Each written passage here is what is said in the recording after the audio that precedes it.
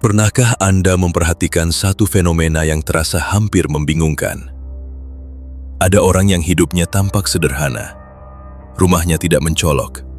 Pakaiannya biasa saja.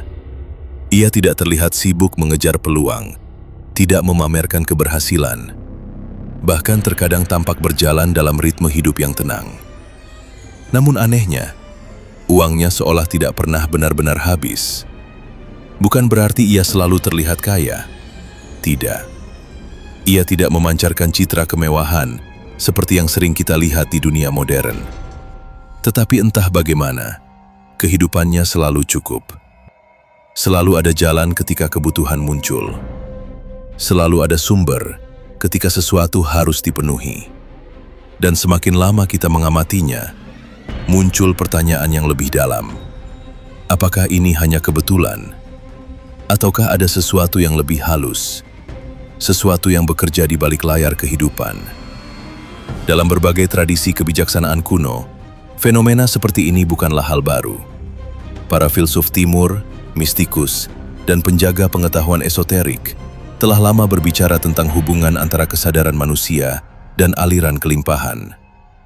Mereka tidak melihat uang hanya sebagai benda atau angka, tetapi sebagai sesuatu yang lebih dinamis, sebuah aliran energi yang merespons cara seseorang berpikir, merasakan, dan hidup. Menurut pandangan ini, ada orang yang tanpa sadar membangun hubungan yang selaras dengan aliran tersebut. Mereka tidak perlu memaksakan diri untuk mengejar uang, karena hidup mereka telah berada dalam ritme yang membuat kelimpahan terus berputar. Seperti sungai yang selalu menemukan jalannya ke laut. Rezeki bagi orang-orang seperti ini tampaknya selalu menemukan jalan kembali kepada mereka. Dalam video ini, kita akan menyelami fenomena yang sering luput dari perhatian banyak orang. Mengapa ada individu yang tidak terlihat kaya, tetapi kehidupannya selalu tercukupi? Apakah ini soal keberuntungan? Apakah ini hasil dari strategi yang tersembunyi? Ataukah ada prinsip batin yang lebih dalam yang jarang diajarkan di dunia modern? Kita akan menjelajahi gagasan ini dari berbagai sudut, mulai dari perspektif kebijaksanaan kuno, hingga pemahaman tentang bagaimana cara seseorang berhubungan dengan energi kelimpahan dalam kehidupannya sehari-hari. Dan mungkin, ketika Anda mulai memahami pola yang tersembunyi di balik fenomena ini, Anda akan menyadari bahwa rahasia tersebut sebenarnya tidak pernah benar-benar tersembunyi. Ia hanya jarang diperhatikan.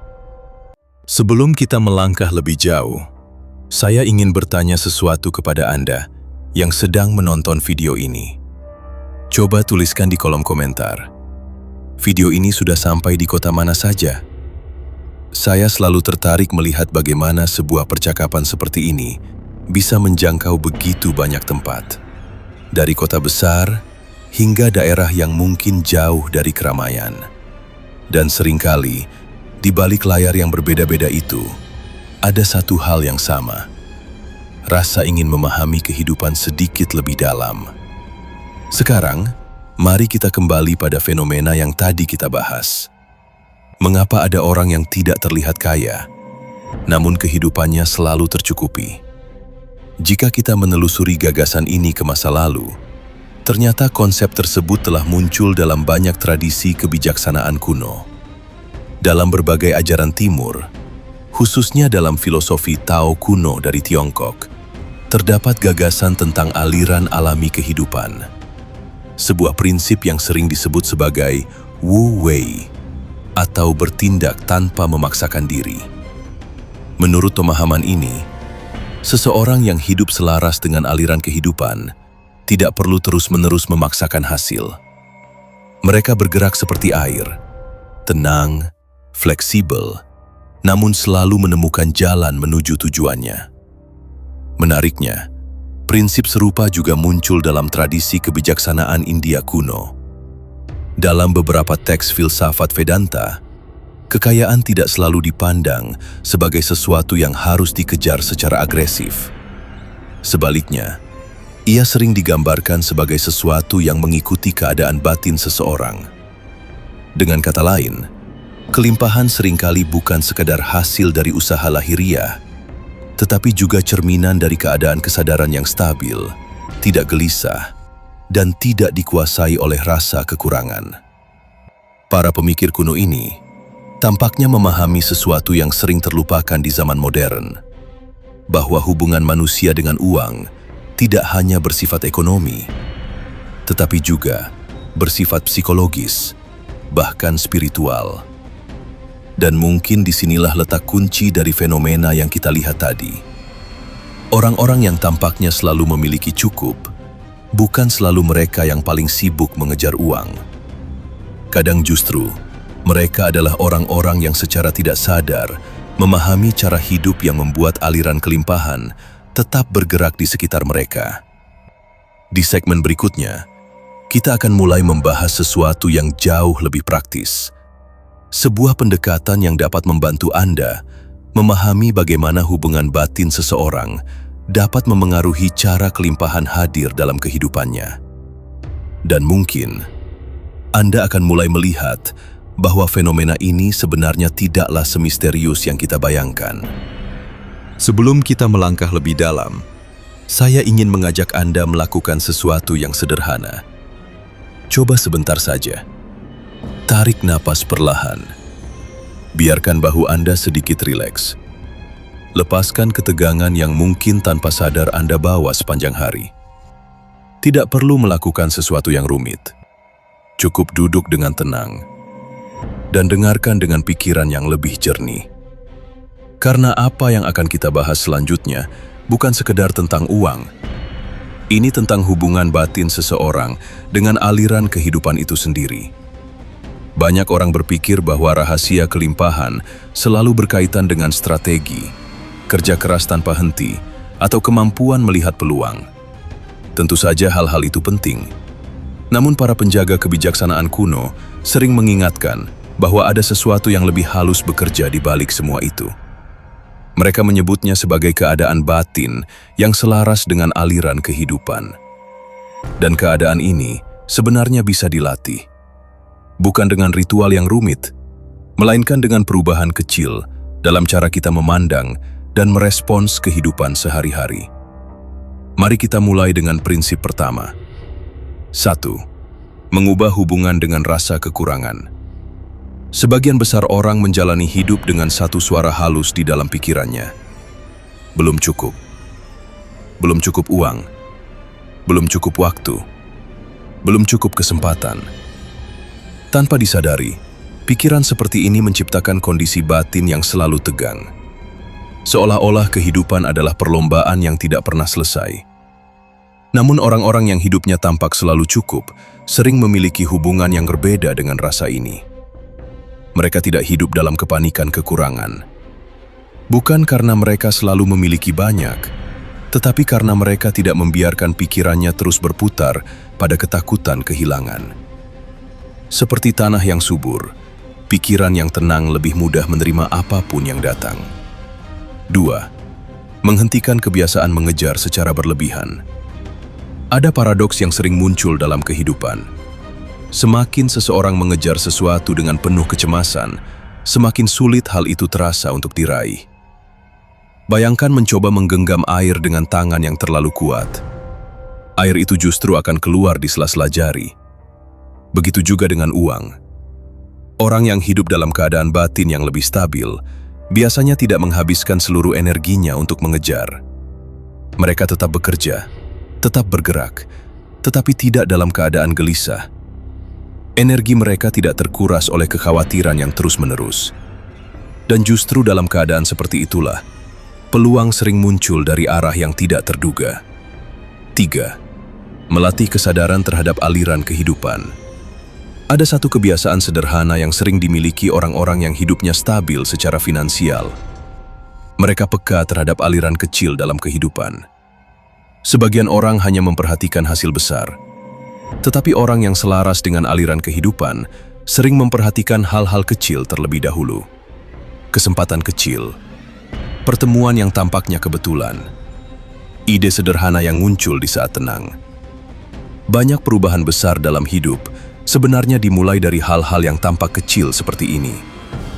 Namun jika pikiran selalu dipenuhi kekhawatiran, kita sering melewatkannya begitu saja. 4. Menjaga ritme hidup yang stabil. Orang yang hidupnya selalu cukup, sering memiliki ritme hidup yang tidak kacau. Mereka tidak selalu terburu-buru, tidak selalu bereaksi secara emosional terhadap setiap masalah. Ritme batin mereka relatif stabil. Dan menariknya, stabilitas seperti ini sering menciptakan efek yang jarang disadari.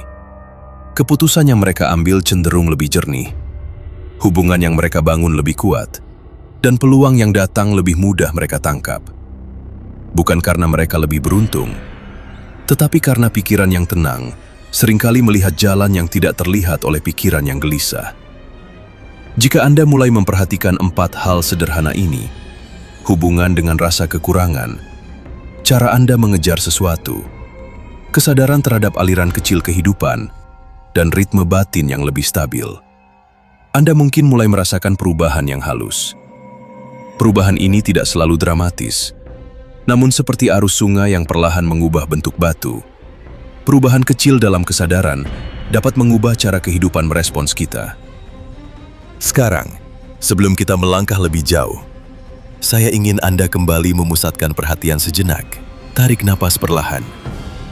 Biarkan pikiran yang tadi mungkin sempat mengembara, kembali fokus pada pembahasan ini. Karena bagian ini adalah inti dari apa yang sedang kita telusuri bersama.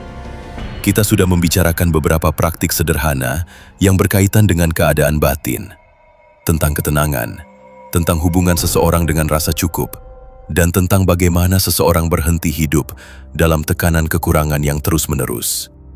Namun muncul pertanyaan yang lebih dalam. Apa sebenarnya yang mulai berubah dalam diri seseorang ketika keadaan batin seperti itu terbentuk? Mengapa perubahan yang tampaknya hanya terjadi di dalam pikiran bisa berdampak pada sesuatu yang sangat nyata, seperti aliran rezeki dalam kehidupan? Untuk memahami hal ini, bayangkan kehidupan seperti sebuah sistem aliran. Seperti sungai yang mengalir melewati berbagai tempat, kehidupan juga bergerak melalui jalur-jalur yang tidak selalu kita sadari. Hubungan, peluang, keputusan kecil, pertemuan yang tampak kebetulan, bahkan intuisi yang muncul di saat-saat tertentu. Sebagian orang hidup dalam keadaan batin yang penuh ketegangan. Pikiran mereka selalu sibuk memikirkan kekurangan, selalu merasa dikejar oleh waktu, dan selalu khawatir tentang apa yang mungkin hilang. Keadaan seperti ini menciptakan sesuatu yang jarang disadari. Energi perhatian mereka selalu terpecah. Dan ketika perhatian seseorang selalu terpecah, keputusan yang mereka ambil seringkali menjadi reaktif. Mereka bergerak bukan karena melihat peluang dengan jelas, tetapi karena didorong oleh ketakutan atau tekanan. Sebaliknya, ketika seseorang mulai memiliki keadaan batin yang lebih stabil, seperti yang kita bahas sebelumnya, sesuatu yang sangat halus mulai berubah. Pikirannya menjadi lebih tenang dan terpusat. Dan dalam keadaan seperti ini, kesadaran seseorang menjadi jauh lebih tajam. Mereka mulai melihat hal-hal yang sebelumnya terlewatkan. Bayangkan seseorang yang berjalan di hutan dengan pikiran yang penuh kegelisahan. Ia mungkin hanya fokus pada tujuannya sendiri, tanpa memperhatikan jalan kecil yang mungkin muncul di sampingnya. Namun, seseorang yang berjalan dengan pikiran yang lebih tenang seringkali menyadari sesuatu yang berbeda. Sebuah jalur kecil yang bisa membawanya ke tempat yang lebih mudah. Dalam kehidupan sehari-hari, jalur kecil seperti ini sering muncul dalam bentuk yang sederhana. Sebuah percakapan yang membuka peluang baru. Sebuah ide yang muncul di saat pikiran sedang tenang. Sebuah keputusan kecil yang ternyata membawa dampak besar beberapa waktu kemudian. Inilah salah satu alasan mengapa ada orang yang hidupnya terlihat selalu memiliki cukup. Bukan karena mereka selalu memiliki sumber yang besar, tetapi karena mereka secara konsisten tidak melewatkan aliran kecil yang terus muncul di sekitar mereka. Seiring waktu, aliran-aliran kecil ini mulai saling terhubung. Satu peluang bertemu dengan peluang lain. Satu hubungan membuka pintu menuju hubungan berikutnya. Dan tanpa terasa, kehidupan seseorang mulai membentuk sebuah jaringan aliran yang stabil. Inilah yang sering terlihat dari luar sebagai keberuntungan. Padahal sebenarnya, Yang sedang terjadi adalah sesuatu yang lebih halus. Keadaan batin seseorang telah membuatnya lebih selaras dengan aliran kehidupan. Dan ketika keselarasan itu terbentuk, kehidupan sering merespons dengan cara yang sangat berbeda. Namun, ini baru sebagian dari gambaran yang lebih besar. Karena ada satu aspek lain yang jauh lebih jarang dibicarakan. Sebuah pola yang sering muncul pada orang-orang yang kehidupannya selalu terasa cukup, bahkan ketika mereka tidak terlihat kaya dari luar. Sekarang saya ingin bertanya sesuatu kepada Anda. Jika Anda masih menonton sampai detik ini, masih mengikuti alur pembahasan ini dengan tenang, kemungkinan besar ada satu hal yang benar. Anda benar-benar ingin memahami sesuatu yang lebih dalam tentang bagaimana kehidupan bekerja. Dan jika Anda masih di sini, berarti Anda siap untuk melihat satu lapisan pemahaman yang seringkali tidak dibicarakan secara terbuka. Karena fenomena orang yang tidak terlihat kaya, namun uangnya seolah tidak pernah habis, sebenarnya tidak hanya berkaitan dengan peluang, kerja keras, atau bahkan ketenangan batin saja. Ada pola lain yang jauh lebih halus. Pola ini berkaitan dengan cara seseorang memandang dan memperlakukan aliran uang dalam hidupnya. Sebagian besar orang melihat uang sebagai sesuatu yang harus dikumpulkan, dijaga dengan ketat, bahkan kadang ditahan karena rasa takut kehilangan. Tanpa disadari, hubungan seperti ini menciptakan kondisi batin yang defensif, seolah-olah uang adalah sesuatu yang selalu berada di ambang hilang. Namun orang-orang yang kehidupannya selalu terasa cukup, sering memiliki hubungan yang berbeda dengan hal ini. Mereka memahami satu prinsip sederhana yang sering dilupakan banyak orang. Uang adalah bagian dari sebuah aliran, bukan sekedar sesuatu yang harus ditimbun. Bayangkan sebuah kolam air yang terus menerima air, tetapi tidak memiliki jalan keluar. Lambat laun, air di dalamnya akan menjadi keruh dan tidak bergerak. Sebaliknya, sebuah sungai selalu terlihat segar, karena air di dalamnya terus mengalir. Dalam kehidupan finansial, prinsip yang sama sering muncul dalam bentuk yang sangat sederhana. Orang yang hidupnya selalu cukup, biasanya tidak hanya fokus pada bagaimana mendapatkan uang. Mereka juga memahami bagaimana membiarkan uang bergerak dengan cara yang sehat. Ini tidak selalu berarti mereka menghabiskan uang secara sembarangan. Justru sebaliknya, mereka memiliki kesadaran yang cukup jernih tentang kemana energi itu harus mengalir.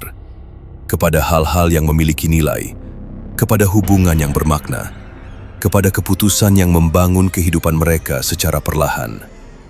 Karena itu, uang yang datang dalam hidup mereka jarang berhenti sebagai sesuatu yang statis. Ia menjadi bagian dari sirkulasi yang terus bergerak. Dan disinilah muncul satu nuansa yang jarang dibahas.